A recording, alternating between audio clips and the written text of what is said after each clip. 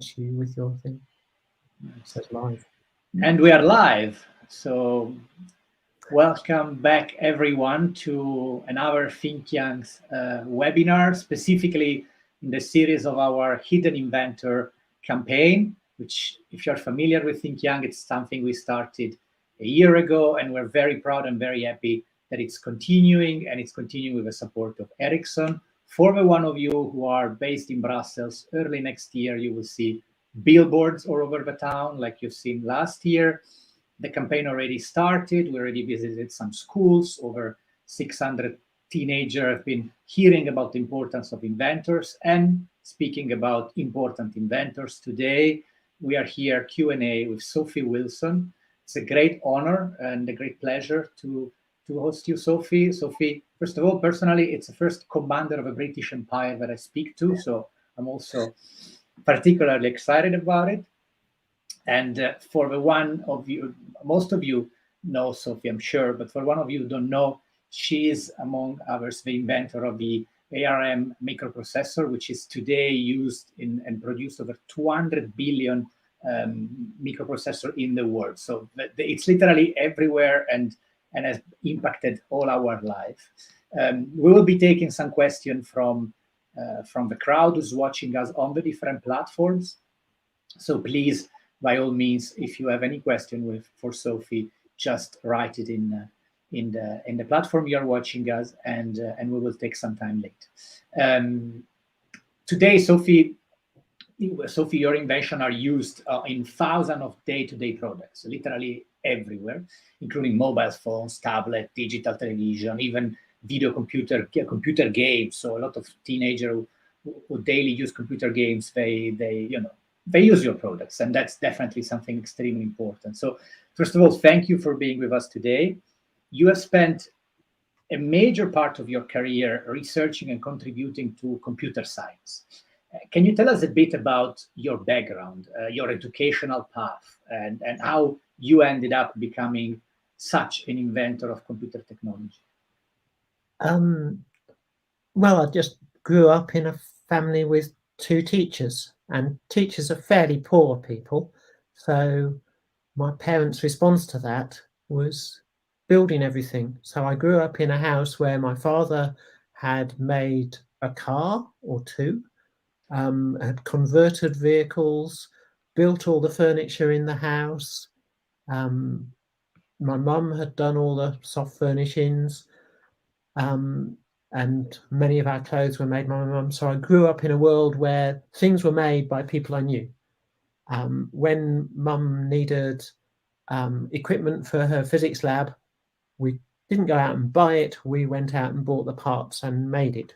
The whole family would sit around the dining table, assembling multimeters and oscilloscopes, that sort of thing. So I think that sort of background is very difficult today. It's hard to make things. All the children grew up to be mathematicians, which is a bit odd with a mother who's a physics teacher and a father who's an English teacher. But obviously, if physics and English are going to meet anywhere, it's in mathematics. So we went off to universities to do mathematics, and I failed. I'm the stupid one of the family. So I went and I failed my maths course pretty badly. The sort of situation where you get called to come to the university to see the senior tutor and told what a disgrace you are, and have a meeting where you cast around for something else to do.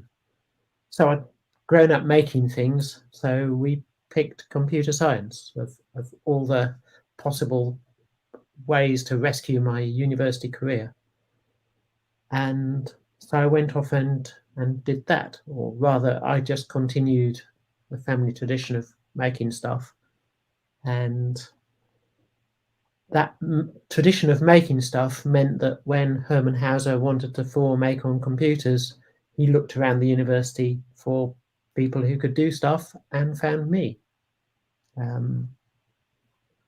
So wow. I'd created a little bit of a reputation for making things. I was the only person that he could find who knew about low power electronics. Great to hear. Nice. And definitely I like the fact that you touch on both aspects, no? The educational one, which you said you failed, but I mean, still you were at mathematics, so that I would say still a quite high level, course. But also the family one, and the, let's say the after class, which is more and more important. What they call informal education, and thank you for that, because we at Think Young, we're big advocate of that part, and trying to make sure the kids understand that that's not just what you do in class at your desk, but also what you do after class that really has an impact. Then between 1980 and 1981, that's kind of a turning point in your life. You designed the BBC microcomputer together with an amazing team. Shortly after, the ARM microprocessor, which is what we said before, it's basically in 200 billion objects in the last years. And can you take us a bit through the process you have been through as a team, to reach your final result? What do you think was the added value then that you brought to this project? So the reason Herman came to find somebody skilled at low power electronics was he's a very badly organized person, and he wanted to have essentially the calendar function of your personal organizer or smartphone.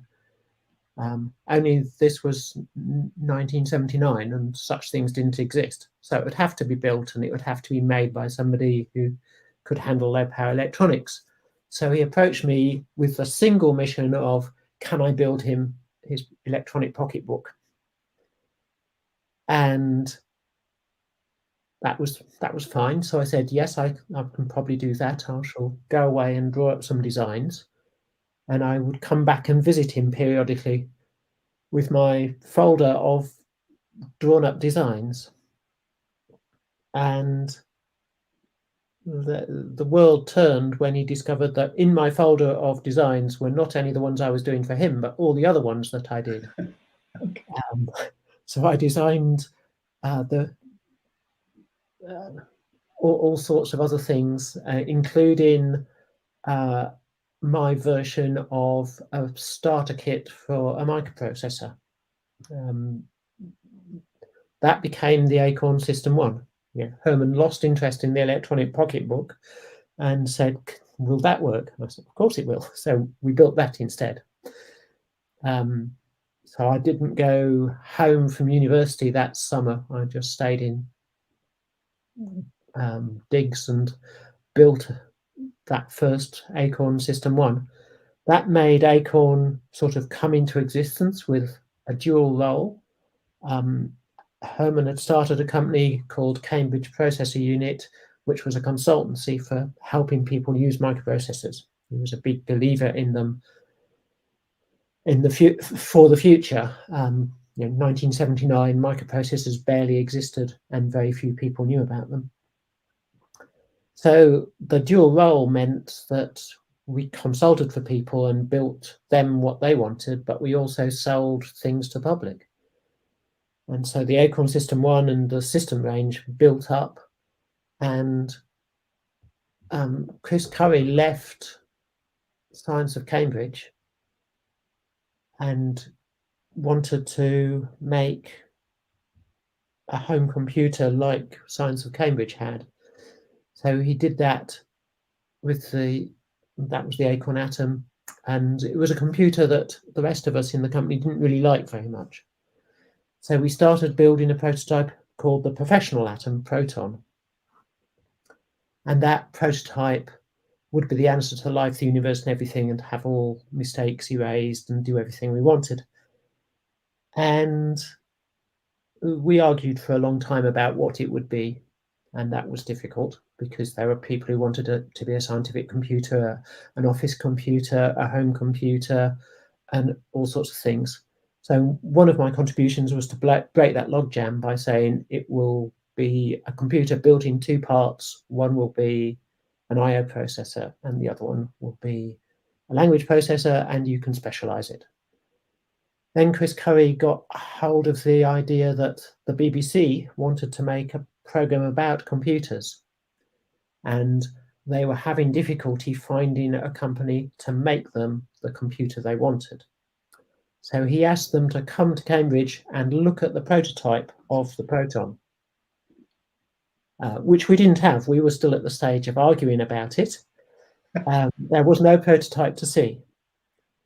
Okay. So famously, Herman rang myself and Steve Ferber up on Sunday night and told each of us that the other one had agreed to make a prototype of the proton for the BBC to see on the following Friday. A computer that we were still arguing about the construction of, that we hadn't drawn the circuit diagram of. So we came to work on Monday and discovered the deception, obviously, and said, okay, we'll still do it. And we spent the first few days finalizing the design that was in our heads and drawing it out on as a circuit diagram, getting all the components, assembling it on Wednesday with help from Cambridge Computer Lab, and debugging it all Thursday. At 2 a.m. Thursday night into Friday morning, I went home saying, well, it doesn't work yet, but if it does work and it's going to run a program, then I'll be the person writing the program, and I can't do that if I'm this tired. So I went home. I came back early in the morning to discover everybody else asleep under the benches on the floor and the computer prototype working.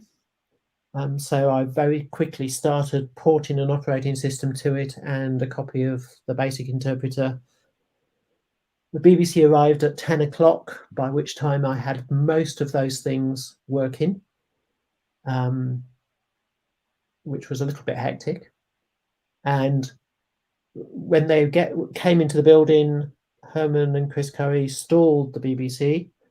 So I got another 45 minutes, in which time I could program it to generate a high resolution 640 by 256 display and to have a little dot doing a random walk on the display.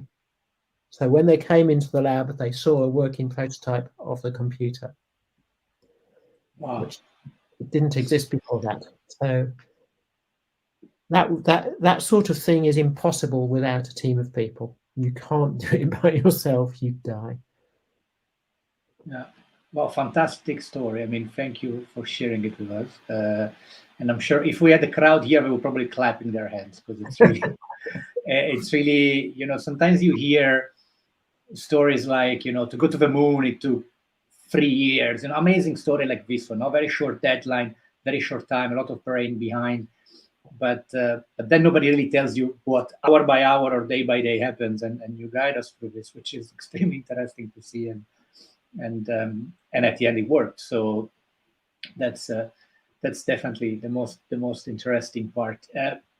One thing that we do clearly as a think tank is, we talk to smart people like you, and then we try to see what's the angle from somehow a policy point of view or a state of an organization, country point of view, etc., etc. No? So you're clearly a super important inventor, a groundbreaking European inventor, probably the most important or one of the most important European inventor alive at this moment.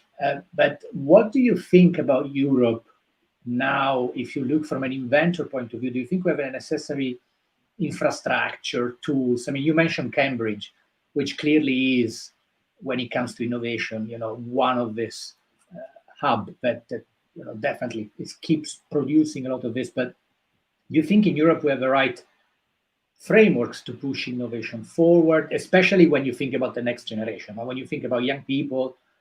Sophie, years back when you were 20, 25, 28, can all this then encourage young people and young Europeans to eventually become inventors? What do you think of the state of the current state? Well, most invention isn't like what I just described. Most invention is years of grind and toil. And indeed, we'd made the prototype, but to get that machine into production took us another year. So the amount of work that you need to do is extreme. And it takes a multidiscipline team to do everything. You need people who understand the hardware, understand the software, people like me who understand both at once. I'm not particularly good at the hardware. I'd claim I'm not particularly good at the software, though I know people think I am. Looking at somebody else's work, it's very difficult to really know how good they are. You look at something like BBC Basic, and it's difficult to imagine how many hours I spent polishing that.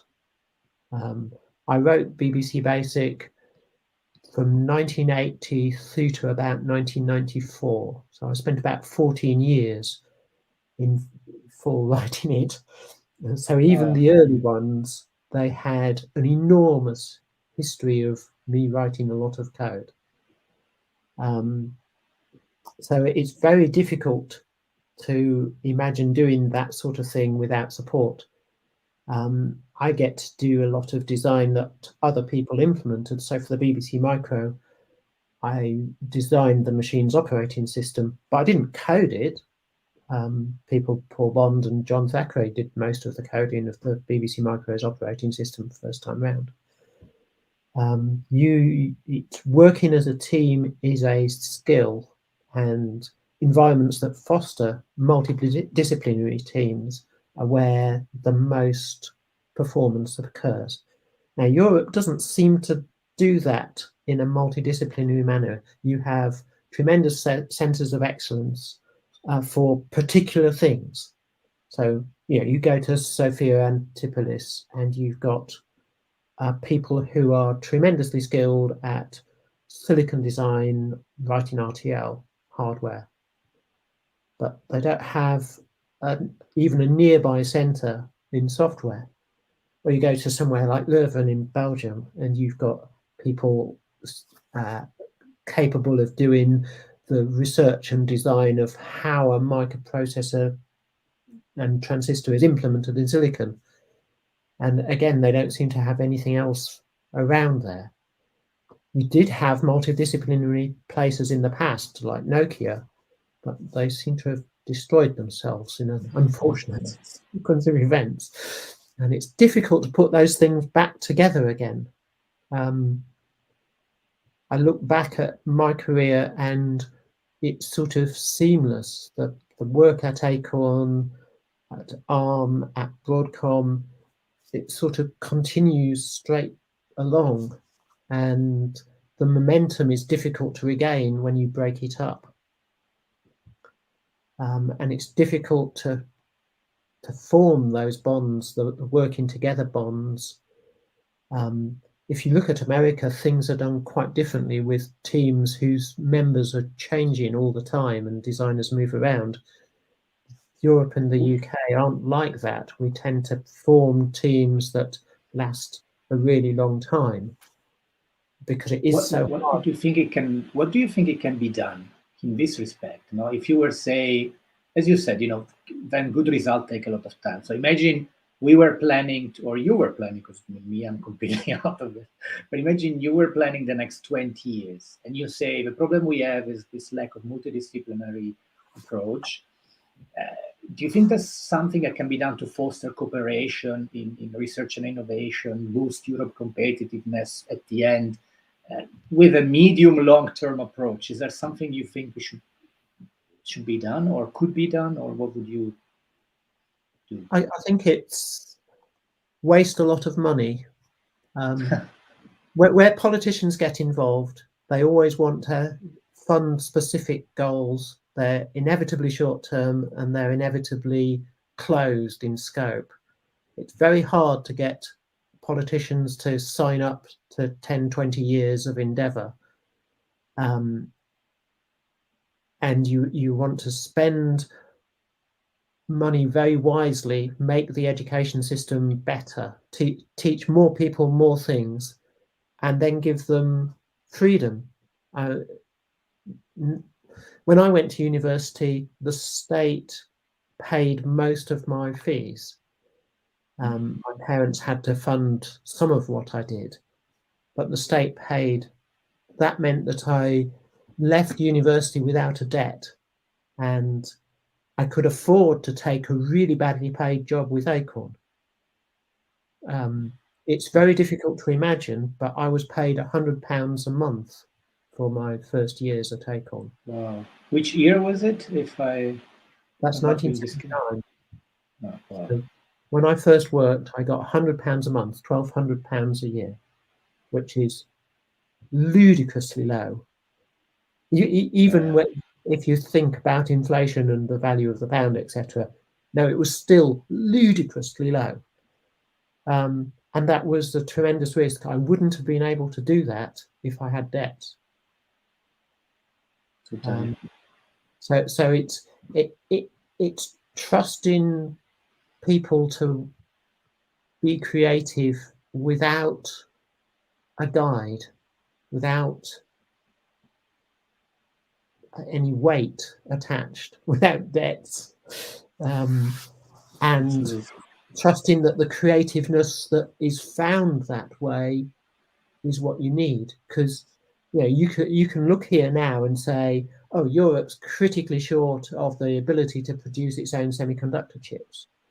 Now, there are many reasons why Europe will never produce its own leading-edge semiconductor chips, but the politicians want to hose money in that direction generally. And that's probably not a sensible thing to do.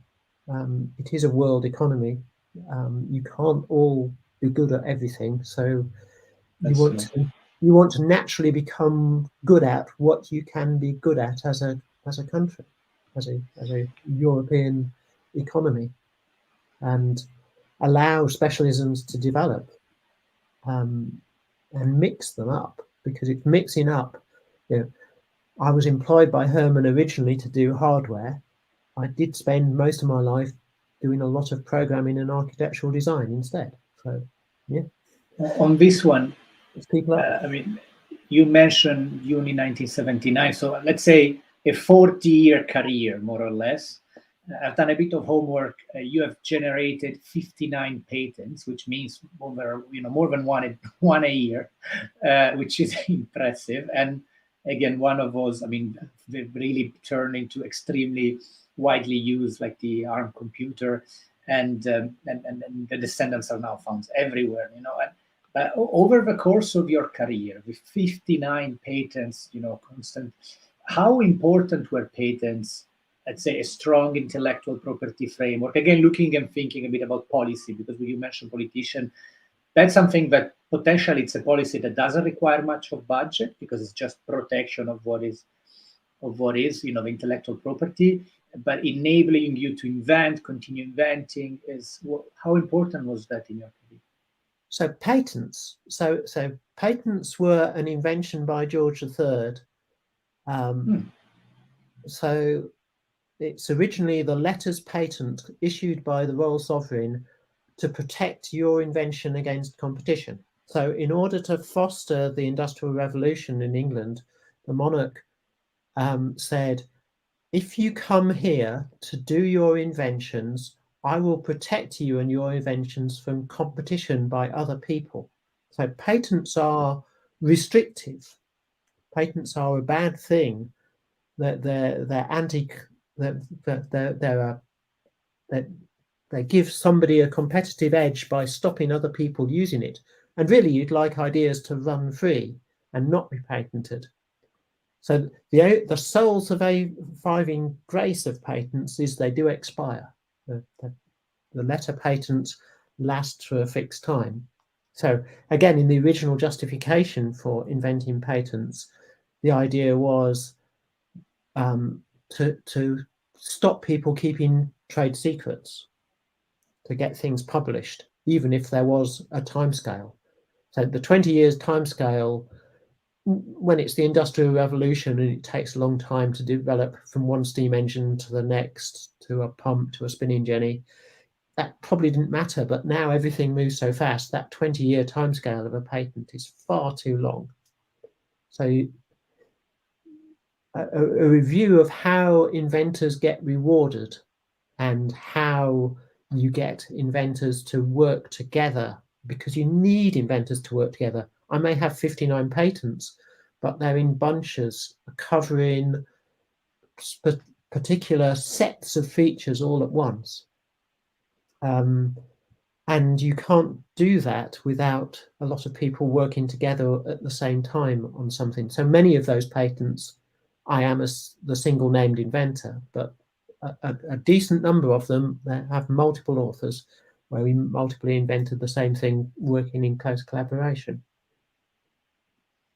So reform the patent system, be more open, get people to be able to operate without debt and be supported and contribute their ideas, and so on. We open now the question from the crowd who's watching us. So there should be at certain point on the screen a question coming up from someone who's watching us. So I'm looking and speaking to my team, our team in the background, who's about to publish one potentially. Here you go.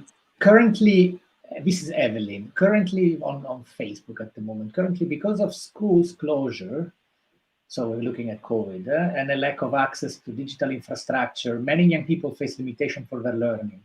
You spoke about the importance of education, and what would be your advice to those persons that cannot easily access education and learning? Now, this is extremely important.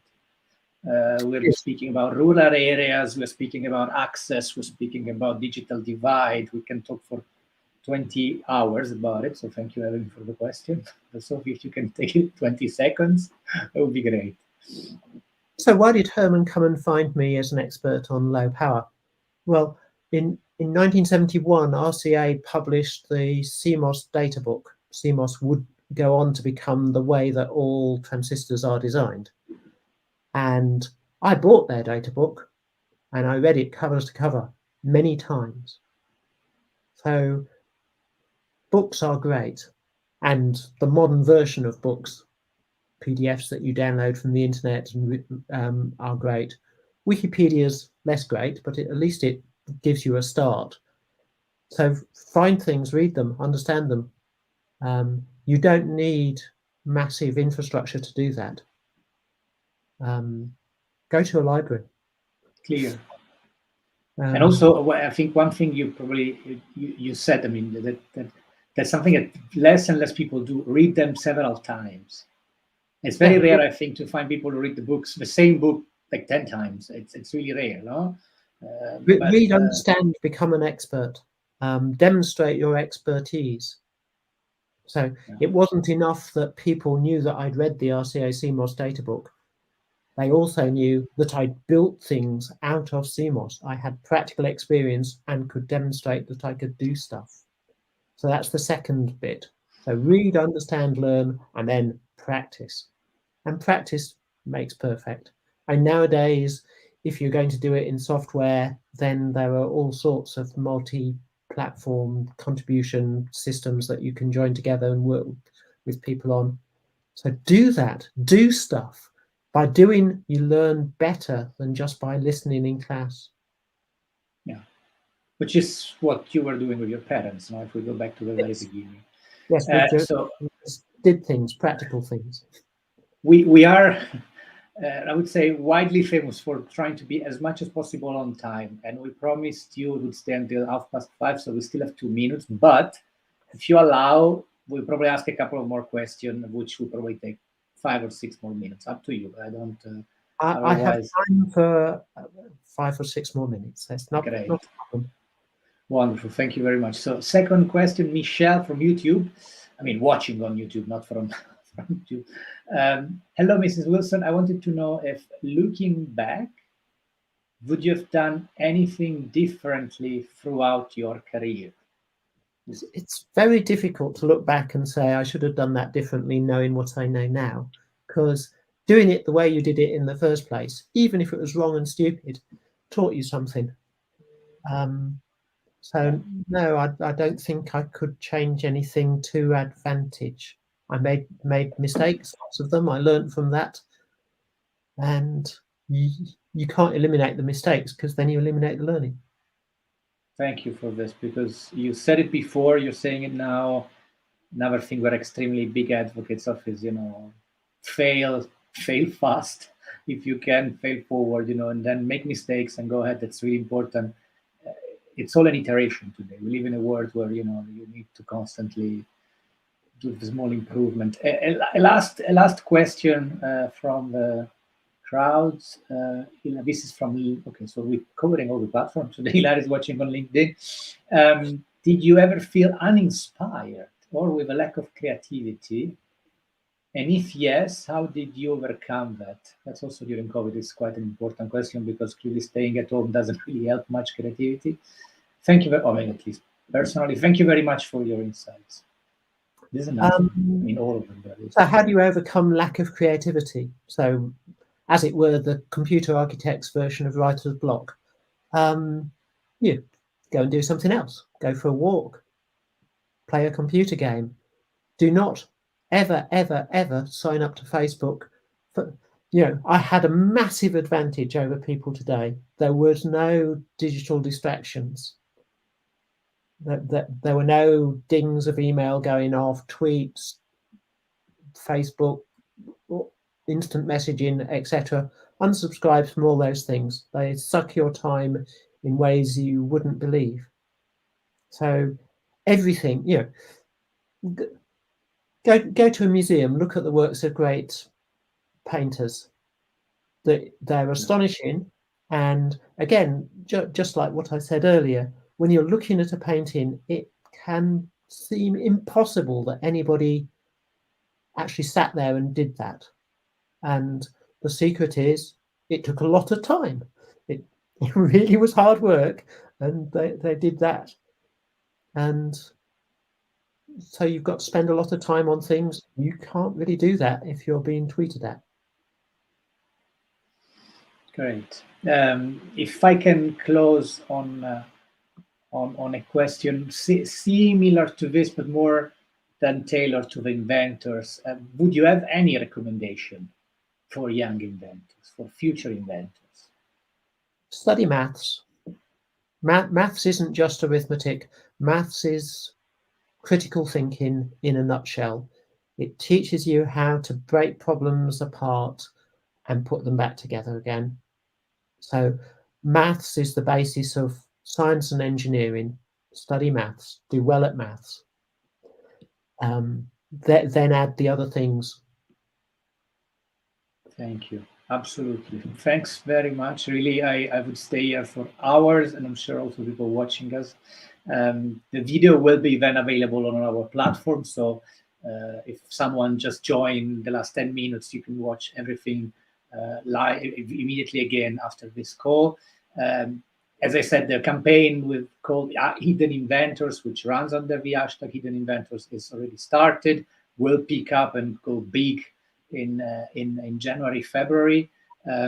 Today we started the series of webinars like we usually do, and this was the first one, and we really cared about having the first one with Sophie Wilson, because definitely, if you don't know, please do study her life, career. Absolutely amazing.